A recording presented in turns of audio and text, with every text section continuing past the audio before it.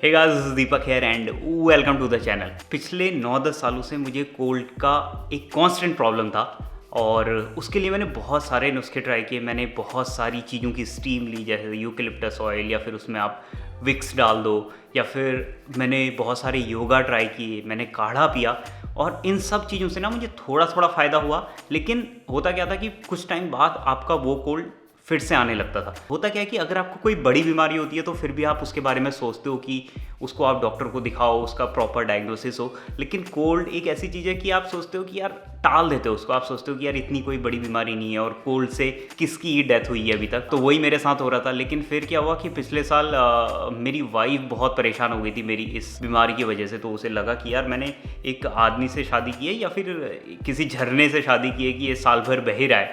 तो उसके बाद तो उसने क्या किया कि एक डॉक्टर पता किया बेंगलोर में। उस डॉक्टर का नाम है डॉक्टर अनीता कृष्णन, जो बेंगलोर में एक ENT स्पेशलिस्ट थी। तो the moment I entered in a cabin, the first question she asked is do I consume way protein. तो ऑब्वियसली मेरा आंसर था यस, और उसने बोला कि स्टॉप इट राइट अवे।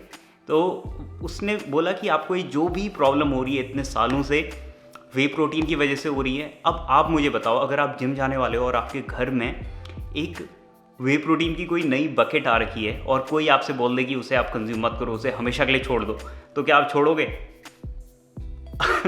तो वही मैंने किया, मैंने नहीं छोड़ा उसको। कुछ टाइम मैंने कंज्यूम किया, लेकिन उसके बाद फिर मेरी वाइफ ने इंसिस्ट किया नहीं इसको तुम्हें छोड़ना चाहिए, डॉक्टर ने बोला है। तो और जैसे ही मैंने उसको छोड़ा और मेरी कोल्ड की प्रॉब्लम हल्के हल्के हल्के करके सही होने लग गई है। तो मैं सोच रहा था कि कितनी वियर्ड चीज़ है कि उस वे प्रोटीन को मैं बहुत टाइम से कंज्यूम कर रहा था और मुझे पता ही नहीं था कि वही प्रॉब्लम है। अब आप ये सोच रहे होंगे कि अगर मैंने वे प्रोटीन बंद कर दिया तो उसके बदले में क्या कंज्यूम कर रहा था, और क्या मैंने कोई दूसरा प्रोटीन स्टार्ट कर दिया। तो बहुत ही वियर्ड है, क्योंकि मैंने वो वे प्रोटीन पिछले साल छोड़ दिया था 2021 में। ऑलमोस्ट 1 साल हो गया है। और उसके बाद मैंने अपनी नॉर्मल डाइट रखी। मैं एग ब्रेकफास्ट में ऑलमोस्ट रोज़ खाता हूँ। हफ्ते में 2 से 3 दिन मैं सोचता हूँ, कोशिश करता हूँ कि चिकन रहे मेरी डाइट में, और उसके अलावा मैं बस वो घर का दाल चावल सब्जी रोटी वही सब खाता हूँ। और मुझे नहीं लगता है कि पिछले 1 साल में मेरी स्ट्रेंथ कम हुई है या मसल लॉस हुआ है, क्योंकि जिम में जो वेट मैं पिछले साल उठाता था उतना ही आज उठा पा रहा हूँ। तो मुझे नहीं लगता कि मेरा मसल लॉस हुआ है।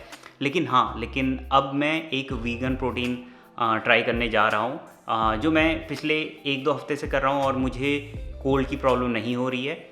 और जहाँ तक टेस्ट की बात है वीगन प्रोटीन और वे प्रोटीन में, तो जो पहले दोनों में मैं चॉकलेट फ्लेवर का प्रोटीन कंज्यूम करता था और मुझे बिल्कुल भी टेस्ट में डिफरेंस फील नहीं हो रहा है। तो गाइज़, मेरा ये वीडियो बनाने का रीज़न यही था, क्योंकि मैंने बहुत सारे लोगों को देखा है जो वे प्रोटीन कंज्यूम करते हैं, उनको कोल्ड की प्रॉब्लम रहती है। और जैसे मुझे ये प्रॉब्लम डायग्नोस करने में 10 साल लग गए, मैं नहीं चाहता हूँ कि सबको 10 साल लगें या 20 साल लगें। अगर किसी को ये 5 से 10 मिनट का वीडियो देख के हेल्प हो सकती है और वो अपनी प्रॉब्लम 5-10 मिनट में फिगर आउट कर सकता है, तो उससे अच्छी बात क्या हो सकती है। I hope you like the video.